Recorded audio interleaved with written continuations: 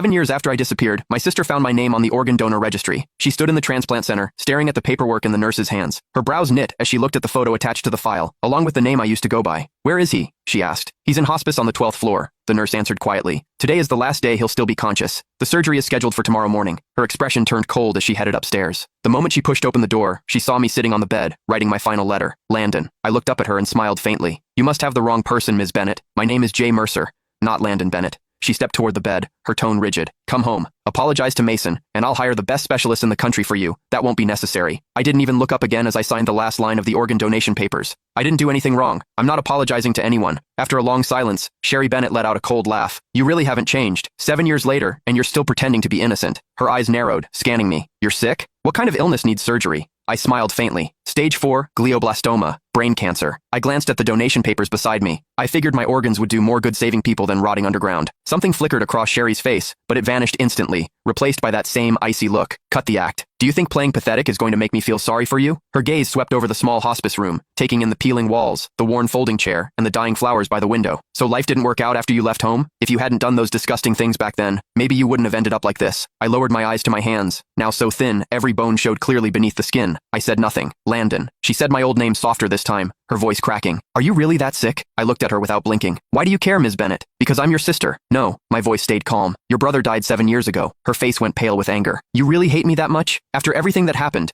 Are you seriously pretending you weren't the one who enough?" I cut her off. "You didn't come here to dig up the past. Say what you actually came to say." She opened her mouth, then hesitated, completely speechless. I gave a soft laugh. "Let me guess. Mason needs a new liver, doesn't he?" Sherry didn't answer. She didn't have to. The way her eyes avoided mine told me everything. I leaned back against the hospital bed, laughing under my breath. "So, that's it. After 7 years, he finally remembered he had an older brother. Today, you came here to ask for my liver?" "Not ask," she corrected sharply. "It's your duty. You agreed to donate before, and Mason needs you again now. He's your brother." I stared at her, amused by how ridiculous she sounded. "Sherry, when you kicked me out 7 years ago, why didn't you remember I was his brother then?" "That was your own fault," she snapped. "If you hadn't done those horrible things to Mason, if you hadn't framed him, I never would have kicked you out." Her voice shook with fury. "You're still lying. Still acting innocent. You think disappearing for 7 years erased what you did?" I slowly closed my eyes as numbness spread through my chest. Even now, she never doubted him. To her, I was always the villain. "Please leave. I need to rest." She grabbed my shoulder hard enough to hurt. "Listen carefully. Mason needs your liver." I opened my eyes, looking at her calmly. "Then he can wait for someone else. My organs are already promised to strangers." Her whole body shook with anger. "How can you be so heartless? Mason saved my life back then. Without him, the Bennett family wouldn't even exist today, and you're nothing but an ungrateful parasite." I didn't answer, only turning my head toward the window. "Landon, let me make this clear," she said coldly as she released me. "If you refuse to save Mason, I won't let you have peace. I'll use every connection and every penny the Bennett family has to keep you alive. You'll spend the rest